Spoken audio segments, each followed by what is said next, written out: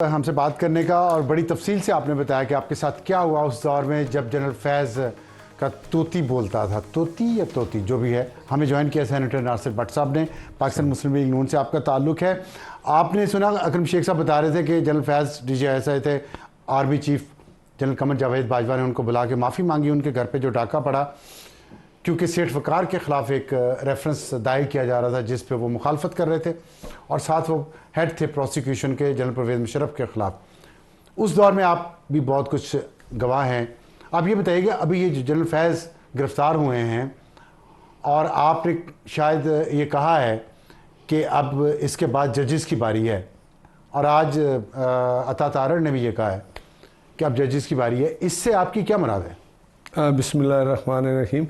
मैं आपको ये बताना चाहता हूँ कि फैज़ हमीद साहब जो था वो इतना कंट्रोल करके बैठे थे कि जब जज अरशद मलिक का वो वाक़या हुआ तो वो मुझे उसने बताया कि ये वीडियो भी आप देख सकते हैं कि मेरे ऊपर जब एजाजुल हसन एक सुप्रीम कोर्ट का जज बैठा था और मुझे हर 3-4 दिन बाद बुला लेता था, भाई बताओ क्या पोजीशन है, और एक बात याद रखो, नवाज शरीफ को और उसकी बेटी को सज़ा देनी है। और साकब निसार ने भी उसको एक दफ़ा बुलाया और बिठाया, चाय पिलाई, ठीक है, और कहा कि देखो आप कसम कौन उठाए, आपने कोई पैसे तो नहीं लिए, ये भी बात हुई। अच्छा। और ये उसके बाद उसने कहा नवाज शरीफ को सजा देनी है, मुल्क हालते जंग में है।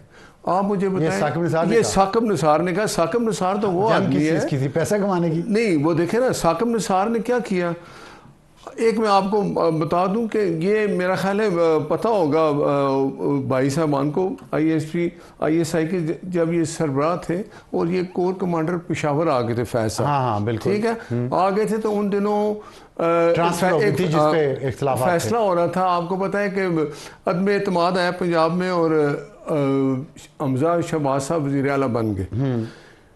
ये बिल्कुल इनके पास रिकॉर्ड होगा, ये बाहर आना चाहिए कि ये रात को गए साकब निसार साहब, रात गुजारी वहाँ पेशावर में, इनको रिसीव किया गया, ये वहाँ रहे सारी रात जब जनरल फैज़ कोर कमांडर थे। हाँ, उन्होंने आप ये इल्ज़ाम लगा रहे हैं आप। ये मैं सही कह रहा हूँ, अगर वो फैसिलिटेट किया, वहाँ रात रुके, फैज़ हमीद की और इनकी मुलाकात रही, ये रात को सुबह ये वापस आए।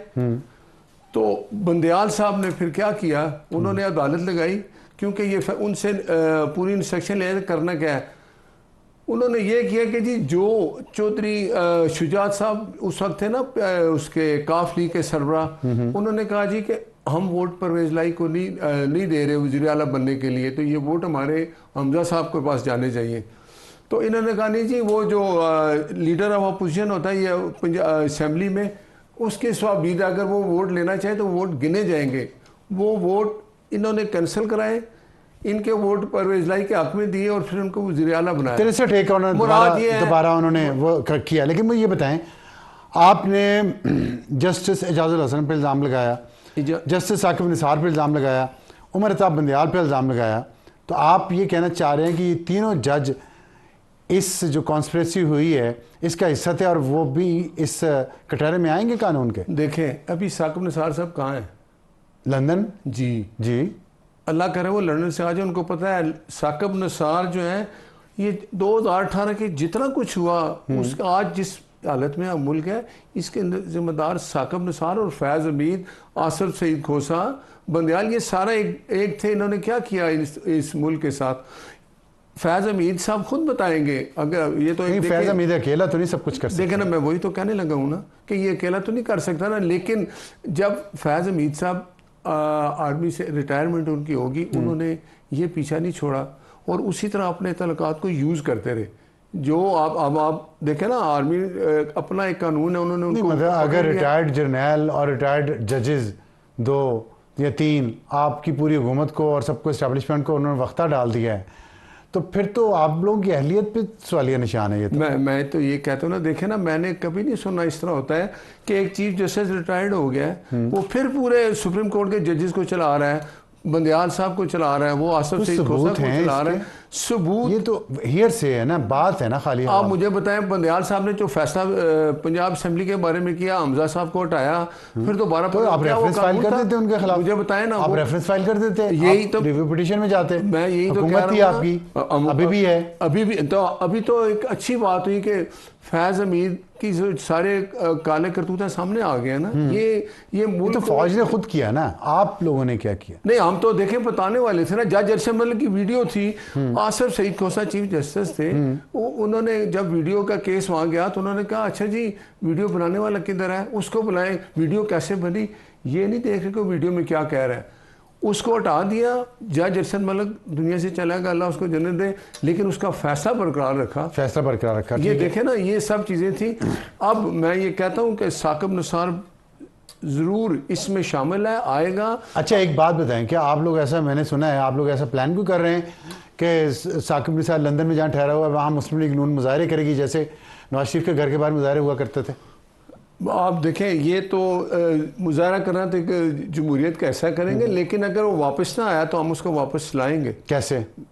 हम बरतानिया हुकूमत को कहेंगे कि ये बंदा इधर विजिट के लिए भी आया, रुका है, ये अगर वहाँ वो साइलम लेता है तो फिर भी उसको साइलम नहीं मिलेगा।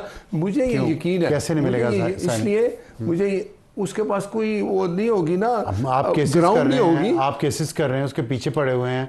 जब वो केस करेगा तो आप इस चीज़ को कंफर्म करें कि साकिब निसार रिस्पॉन्सिबल इसलिए वापस नहीं आ रहा। अगर वो इनोसेंट है, वो ठीक है, नहीं देखिए, वो वापस आ जाए। वो ठीक है आपकी बात, वो तो ऐसे बहुत सारे एंकर भी गए हुए हैं बाहर, हम समझते हैं इस चीज़ को, लेकिन ये कानूनी तो नहीं होगा ना। वो कहें वो ये तो प्रोपेगेंडा वॉर हो जाएगी, वो कहेगा मेरी हुकूमत मेरे पीछे पड़ी हुई इसलिए मैं वापस नहीं जा रहा, मैंने कोई जुर्म नहीं किया, जैसे एंकर्स कहते हैं। देखें, आप ला पाएंगे कि नहीं ला पाएंगे?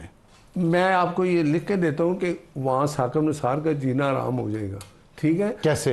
इसलिए कि जब वो सड़क पे बाहर निकलेंगे, कैसे करेंगे? सड़क पे बाहर निकलेंगे, ना निकले, देखिए निकलेगा आज नहीं आपको तो पता है वो रहते कहाँ है वहाँ? देखिए चीज़ वहाँ नहीं छुप सकती। क्यों? जब साइलम लेंगे ना तो पता होगा किस जगह इनको ठहराया है। तो अभी आपको पता है कहाँ ठहरे? नहीं, तो अभी फिर मुजाहरे कहाँ करने देखिए जा ना, रहे हैं? अभी तो टाइम है ना, वो वापस आ जाएंगे। अगर वो नहीं आते 10 दिन 12 दिन 15 दिन, तो आप ये तो कंफर्म कर लेंगे। आप 10-15 दिन इंतजार उनकी करेंगे? तारीख है 17 को वापस आने की, 17 अगस्त को, वो जो गुजर गई है। वो तो आज गुजर क्या गई तारीख है? आज तो 18 है। ठीक है ना, 18 अगस्त। अगर वो आज कल में नहीं आए तो फिर इसका मतलब है कि साकिब निसार ने नहीं आना। ठीक। और ये प्रूफ देगा कि मैं ही मुजरम था, मैं ही सारा कुछ जिम्मेदार था। मियां नवाज शरीफ कहते थे कि मेरे साथ जो हुआ है मैं तो माफ़ करूंगा, इस कौम के साथ जो किया उसका हिसाब तो दो। इसका हिसाब देगा, साकिब निसार बीच में आएगा। और वो जो बंदयाल साहब, ये जो मैंने आपको बात बताई है, ये आप निकाल लें। उनकी ऑडियो साकिब निसार की एक रिकॉर्ड हुई थी कि जाके देखा गया कि वाकई साकिब निसार गए पेशावर, वहाँ रुका है रात को, फिर वहाँ से इनको तो ये तो आपने बता दिया। उमर अता बंदयाल और एजाजुल हसन भी आएंगे इसमें एजाजुल हसन हर उस केस में होता था जिसमें मियां नवाज शरीफ साहब का केस इस फैज के साथ साथ शामिल। मुझे एक बात बताएं, वो चले गए ना इस्तीफा दे के, उन्होंने जज बनना था, चीफ जस्टिस, कौन छोड़ता है? हाँ ठीक है, ये बात सही है। बहुत शुक्रिया सेनेटर नासिर साहब, हमसे बात करने का इजाज़त चाहते हैं। खुदा हाफिज़।